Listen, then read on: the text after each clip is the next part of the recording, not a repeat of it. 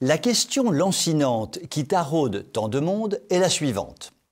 Comment la France a-t-elle pu s'écrouler à une telle vitesse ?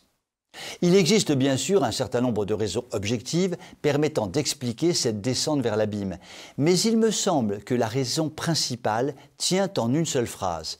L'éducation nationale a détruit le pays. Voyons cela de plus près. À la Libération, le général de Gaulle, qui est au pouvoir, prend la décision ahurissante de confier à deux communistes l'élaboration d'un plan de rénovation de l'éducation nationale. Les communistes en question s'entourent d'une armada de communistes et ce joyeux équipage propose le fameux plan Langevin-Vallon, qui est un plan communiste de refonte de l'éducation nationale. Ils en profitent pour faire du ministère de l'Éducation nationale un bastion communiste imprenable. Le ver est désormais dans le fruit, mais Dieu merci, la 4e République met tout de même de côté le mortifère plan Langevin-Vallon. La France est provisoirement passée à côté du pire. Mais voilà que notre De Gaulle revient au pouvoir en 1958.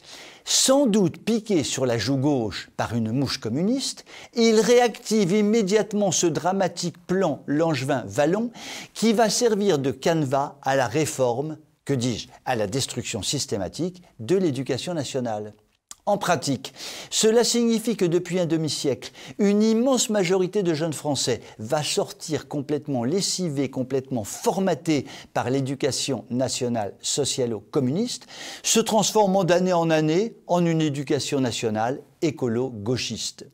L'on peut voir tous les jours les dégâts immenses causés par une telle évolution de notre système de formation. Prenons par exemple le délire total des écologistes. L'enseignement totalement déconstructiviste auquel ils ont été confrontés durant toute leur jeunesse les a définitivement déformés et les rend définitivement et totalement incapables de réfléchir de façon intelligente. Or, force est de constater qu'une très grande partie de la population, notamment au niveau des élites, se trouve dans la même situation.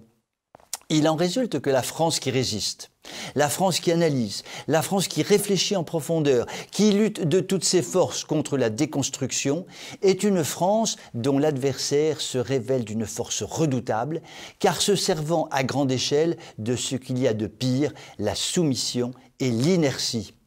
Les déformateurs professionnels de l'éducation nationale lessivent donc consciencieusement et en toute quiétude depuis un demi-siècle les cerveaux d'une grande partie de la jeunesse française, dont une partie non négligeable est désormais aux commandes de notre pays, d'où la situation actuelle. Cette organisation mortifère de l'éducation de notre jeunesse devra être prioritairement chamboulée dans les années à venir, à condition bien sûr que les déconstructeurs de tout poil soient renvoyés dans leur foyer en 2022.